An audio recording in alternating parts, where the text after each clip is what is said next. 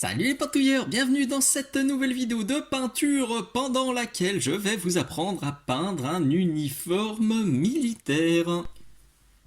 Cette vidéo c'est la première d'une longue série à venir, série pendant laquelle je vais vous proposer plein d'uniformes militaires différents, avec des couleurs différentes, sur des thèmes différents. Je ferai peut-être un petit peu de camouflage au gré de mes envies, au gré aussi des recherches que je fais en parallèle sur internet et puis dans différentes sources d'inspiration. Je regarde un petit peu partout pour trouver des schémas cohérents. J'aimerais bien me faire au moins 4 petites bandes pour jouer avec mon fiston et mes copains. Et puis je sais très bien que je vais pas en faire que 4 essais ou 4 tutos, je vais en faire beaucoup plus. Donc si ces tutos vous intéressent, pensez bien à vous abonner parce qu'il y en a plein qui vont arriver. Là, ce que je vous propose aujourd'hui, c'est ce que j'ai fait sur mes petits soviétiques issus du jeu Flames of War, édité par Battlefront. Ces figurines, je vous les ai déjà présentées dans cet unboxing. Et à l'heure où je tourne cette vidéo, on est toute fin d'été 2024. Et Battlefront a montré des photos de figurines de nouvelles grappes en plastique dur pour Team Yankee. Le niveau de détail a l'air dingo. Les moules ont l'air dingo. Enfin, les copies ont l'air absolument dingues. Les premières personnes qui en ont reçu étaient absolument sous le charme, donc j'ai hâte de pouvoir les récupérer pour pouvoir vous montrer ça. Donc aujourd'hui en tout cas, c'est plutôt de la veste verte, du pantalon on va dire beige, ocre, kaki. Je vous montre comment réaliser ça, vous allez voir, c'est super simple et assez rapide. Il y en a deux qui sont posés là, mais je pense que je vais surtout filmer celui-ci. Je vais peindre les deux en parallèle, mais voilà, celui-ci peut-être que vous le verrez, peut-être que vous le verrez pas. Qui sait. En tout cas, vous verrez ça dans la suite de ce tuto. On va déjà se concentrer sur celui-ci. J'ai sous-couché le pitou avec du Grey Seer de chez Citadel Games Workshop. Et pour les premières couches, je sors tout d'abord du Militarum, yes, green, c'est bien ça, ça va vous servir, ça va servir pour le vert, vous vous en doutez. Et pour le fut et les petits revers, ce sera du Skeleton Horde. Trois petites précautions préalables. Alors la première, c'est déjà de secouer le pot à mort, parce que souvent avec les peintures contrastantes, quelle que soit la marque, on a un vieux dépôt au fond, et ce dépôt, il nous intéresse parce que c'est soit du pigment, soit du médium, donc il faut secouer à mort. Moi, dans toutes mes peintures contrastantes, j'ai mis une petite bille en acier inoxydable pour que ça se mélange nickel. Deuxième précaution, utiliser un pinceau défoncé, parce que ces peintures, elles ont tendance à abîmer les pinceaux. Troisième précaution, depuis quelques temps, personnellement, je mélange les peintures contrastantes à ça, en tout cas celles de Games Workshop, parce que quand elles sèchent, elles ont tendance à avoir un rendu satiné, alors que le Medium Deep Shade de chez AK, lui, est parfaitement mat, donc le résultat me plaît bien. Le Medium Mat va pas faire perdre comment dire, la particularité de la peinture contrastante. Ça va toujours bien aller dans les creux, ça va bien faire le boulot, et en même temps ça va la rendre plus mate, donc moi ça me va bien. Vous avez vu que je suis aussi allé chercher de l'eau, alors que le fabricant déconseille de le faire, mais moi j'ai aucun souci à mettre de l'eau, je trouve que ça fonctionne très bien, et je veux pas quelque chose de trop marqué, je veux vraiment un voile léger sur les zones claires, et je veux au contraire, par contre, dans les creux, quelque chose d'assez net. Pendant que je fais ça, je vous rappelle que tout ce que je vous montre dans cette vidéo, vous le trouverez sur la boutique Minisocle. Les peintures, les pinceaux, j'utilise du Da Vinci Maestro en taille 0, les palettes humides, la pintouillette, le chiffon lavable et réutilisable que j'utilise pour décharger et pour refaire la pointe de mon pinceau. C'est beaucoup plus écologique, beaucoup plus économique que d'utiliser des tonnes de papier absorbant. Tout ça, le matos pour le soclage, vous avez vraiment plein de choses sur la boutique Minisocle. Et si vous appréciez mes tutos, s'il vous aide à progresser, si vous les trouvez chouettes et que vous voulez me soutenir et m'aider et me remercier pour tous ces tutos que je partage, et ben ce serait cool de faire vos commandes sur la boutique Minisocle. En tout cas, pour tous les produits que je vous présente, si vous le découvrez dans mes vidéos, et ben c'est chouette de commander les produits, les peintures, les pinceaux, les trucs comme ça sur ma boutique plutôt que dans d'autres boutiques qui les proposent peut-être moins cher mais qui, elles, ne passent pas du tout de temps pour vous faire des tutos, pour tester tous les produits, parce que moi je teste tout et je valide tout avant de proposer sur mon shop. Donc ce serait un juste retour, ce serait bien sympathique s'il vous plaît. Donc vous avez vu, j'ai bien tiré pour obtenir quelque chose d'assez transparent comme ça. Et je vais faire exactement la même chose pour le fut. Une fois que c'est sec, vous voyez c'est assez léger, mais c'est bien mat, c'est exactement ce que je voulais. Et ben je vais faire un second passage avec les deux pour renforcer un peu l'effet. Ce second passage, je vais le forcer principalement dans les ombres. Donc, typiquement, je vais tartiner comme ça, et puis je vais décharger un peu sur mon petit tissu absorbant, et puis hop, je vais en virer sur les zones où je veux pas trop en avoir. Comme ça, je vais encore renforcer mon travail de lumière zénitale dès la première étape. Tout ce que je fais maintenant, ça va être du temps gagné pour la suite. Hop, donc ici, typiquement, tchac, je viens de décharger et puis j'en vire un peu sur le haut, et au contraire j'hésite pas à en reprendre et en mettre un petit peu plus sur le bas. Voilà ce que ça donne. Je vais continuer à ombrer et à marquer gentiment mes linings avec ça, du Pure Grime, toujours de chez AK. C'est un shade. Le gros intérêt des shades de chez AK, eh ben, c'est qu'ils sont bien mat en séchant, et surtout ils font pas d'auréole crasse-poicasse comme on peut avoir avec d'autres marques, ou des traces blanches bien caca. J'utilise plus que ça maintenant, je crois que ça va faire bientôt un an à ce jour que j'utilise plus que ces shades, parce que j'ai zéro souci d'utilisation. La dilution, enfin la consistance est un peu space au début, mais on s'y fait finalement assez rapidement. Le but là, c'est vraiment de marquer parfaitement mes linings et de marquer des linings bien nets, parce que cette figurine elle est petite, donc eh ben, c'est important d'avoir des linings bien nets pour booster la lisibilité. C'est un truc dont je parle dans cette vidéo. D'ailleurs, depuis le début, j'affiche en haut à droite quelques vidéos. C'est des exclusivités Patreon. Ma chaîne Patreon, elle est là. C'est vrai que j'en ai pas parlé dans les façons de me soutenir. J'ai parlé de la boutique, mais vous pouvez me soutenir via ma chaîne Patreon. La page Patreon, c'est une page, c'est un site sur lequel je partage plein de vidéos inédites. Chaque mois, j'en mets 3. Il y a 2 vidéos en avant-première, comme celle que je suis en train de faire là. Les vidéos en avant-première, elles finissent au bout d'un an sur YouTube. Donc pendant un an, il n'y a que mes abonnés qui ont pu regarder cette vidéo avant qu'elle débarque sur YouTube. Et chaque mois, je fais aussi des vidéos exclusives qui, elles, n'arriveront jamais sur Patreon. Sur YouTube. Et elles se cumulent dans le temps. Donc chaque mois, il y en a une nouvelle. Comme ma chaîne aura bientôt 5 ans, et ben à ce jour, là je vais tourner la 64e vidéo exclusive de ma chaîne Patreon. Et comme ça se cumule dans le temps, ben peut-être quand vous regardez cette vidéo sur YouTube, et ben il y a peut-être 100, 200, 300 vidéos exclusives sur mon Patreon. Ça revient à quelques centimes la vidéo. Franchement, il y a des chouettes vidéos, parce qu'en plus, c'est les abonnés qui choisissent le sujet des vidéos exclusives. Donc c'est une très bonne façon de me soutenir aussi. Et une façon gratuite, et ben, c'est simplement de liker cette vidéo, mettre un petit pouce vers le haut, mettre un petit commentaire, un bisou, un merci dans les commentaires, partage à tes copains. C'est le bouche à oreille qui permet de faire fonctionner cette chaîne et de faire perdurer cette chaîne. Alors t'as vu, je suis parti sur le côté, là je voulais passer à sa copine, mais je revérifie quand même que tous les linings sont propres. Je l'ai bien dilué, j'ai oublié de le dire.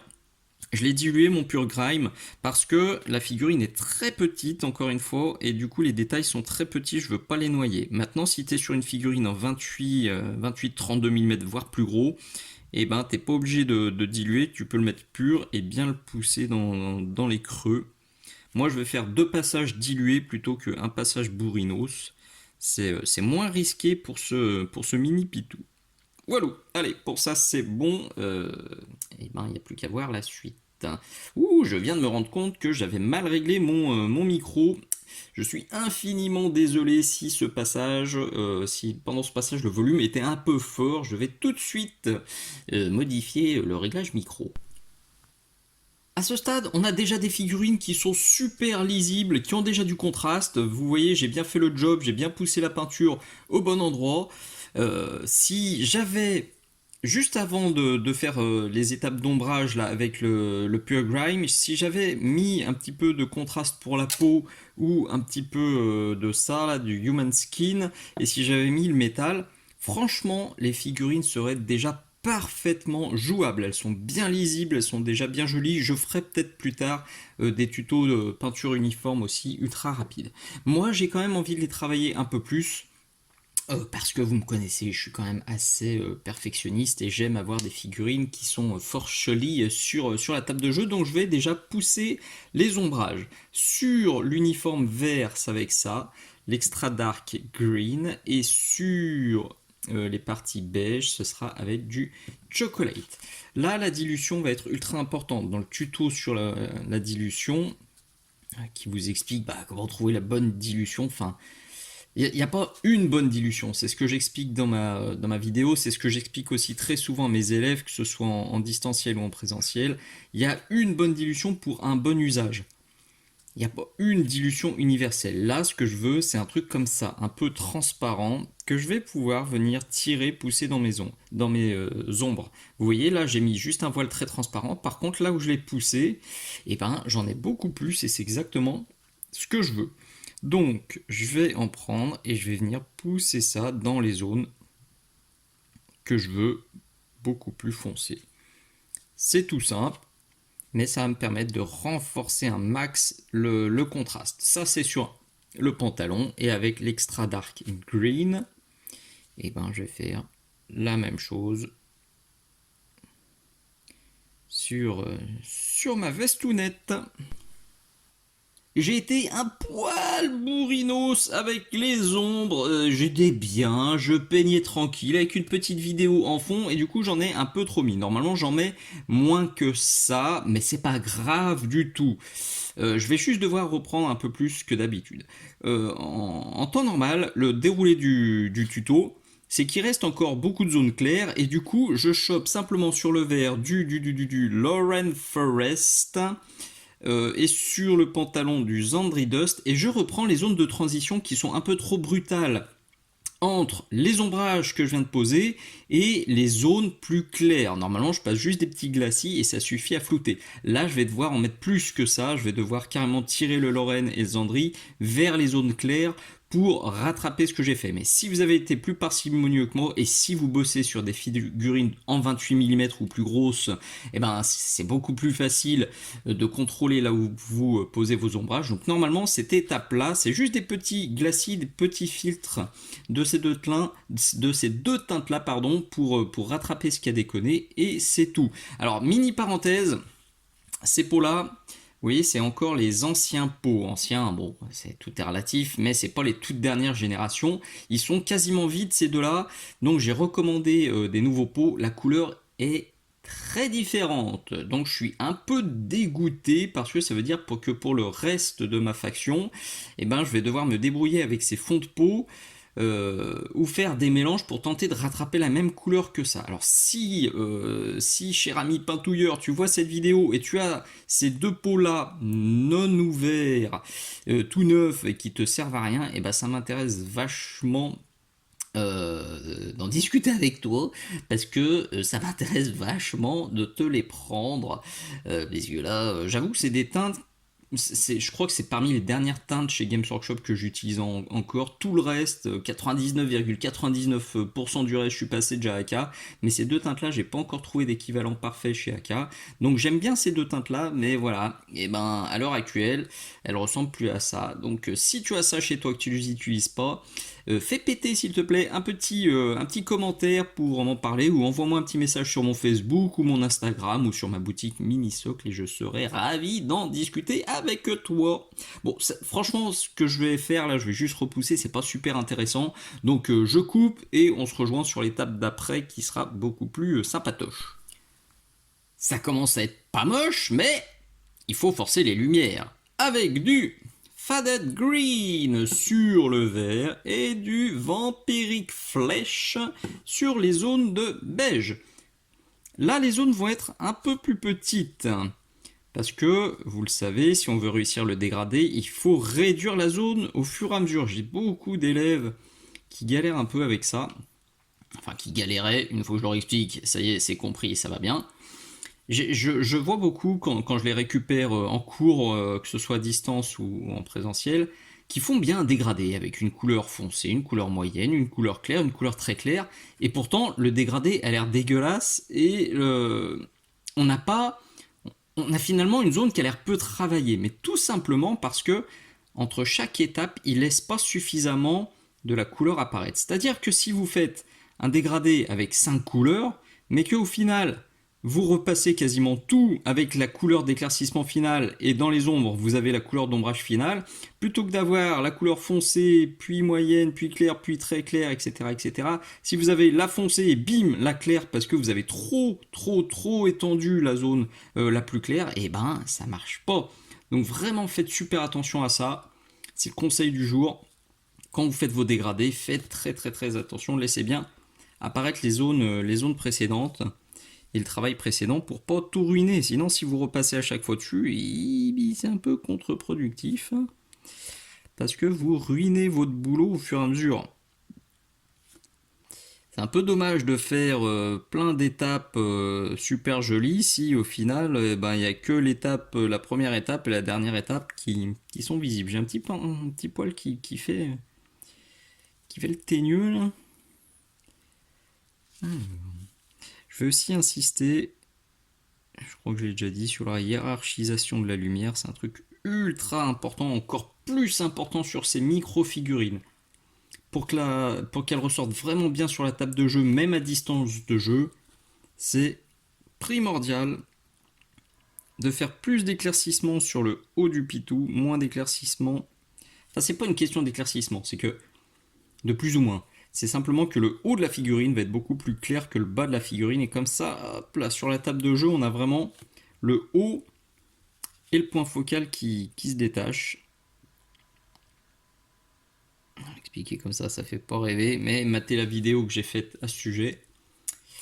Elle est wunderbar. Tchac. Hop. Et là, je vais faire la même chose. Sur ma zone de beige, sur ici par exemple.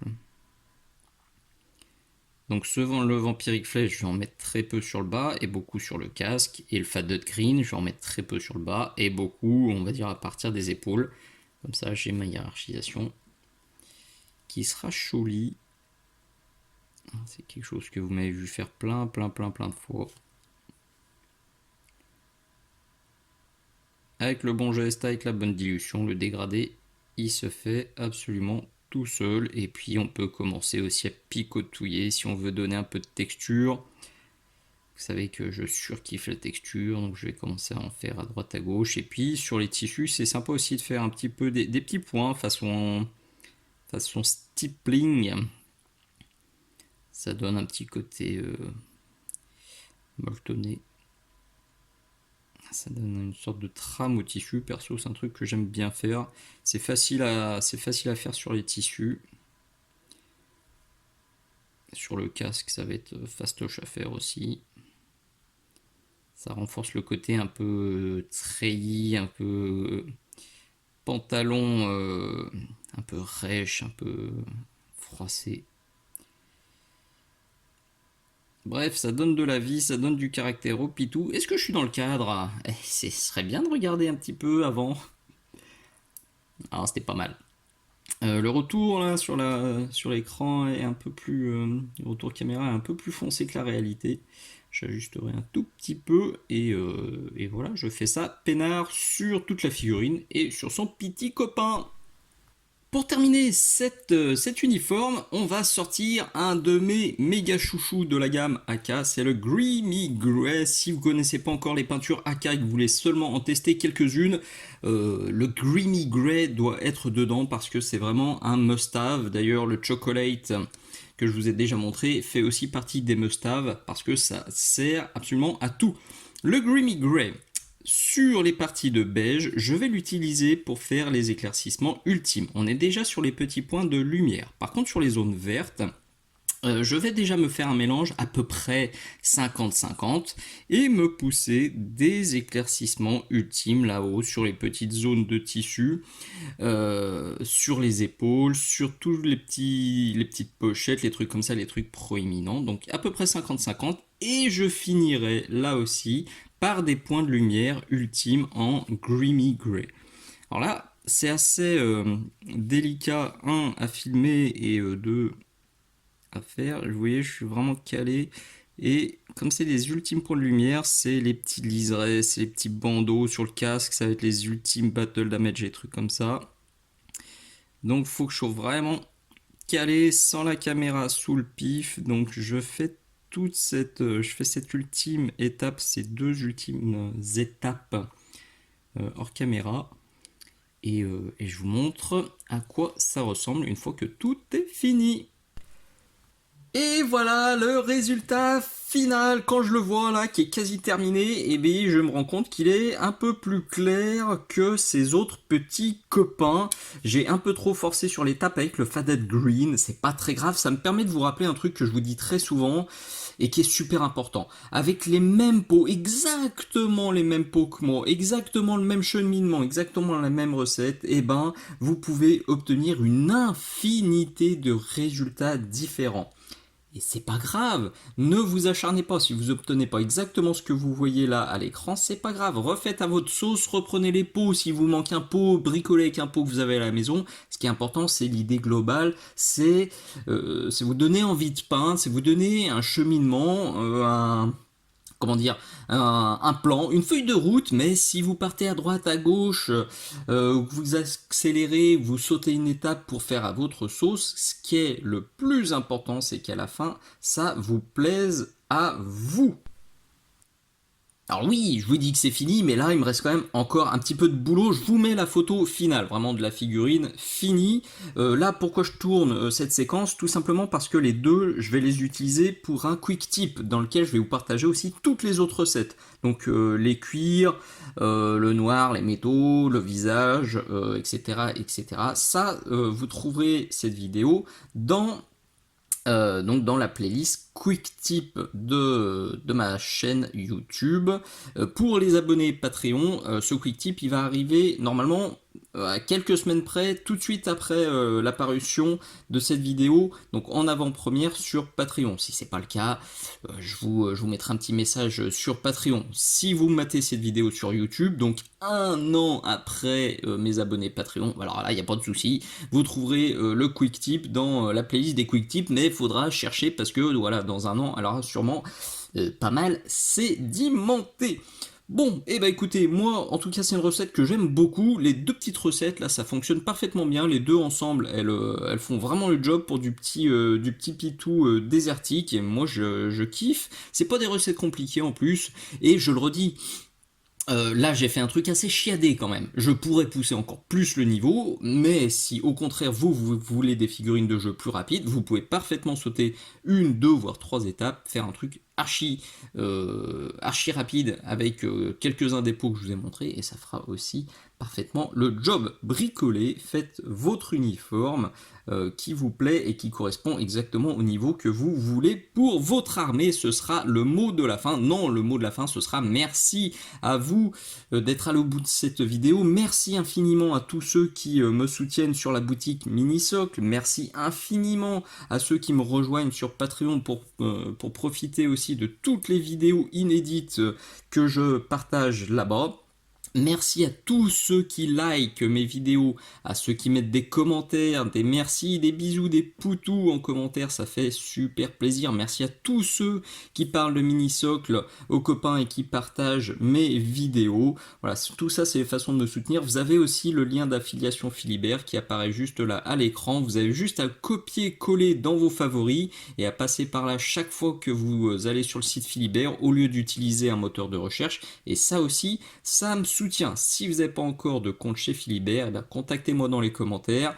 Je vous expliquerai comment profiter de mon parrainage pour avoir 5 € de réduction sur votre première commande. Cette fois, je crois que j'ai fait le tour. Je vous redis merci et à très bientôt pour de nouveaux tutos. Ciao, ciao!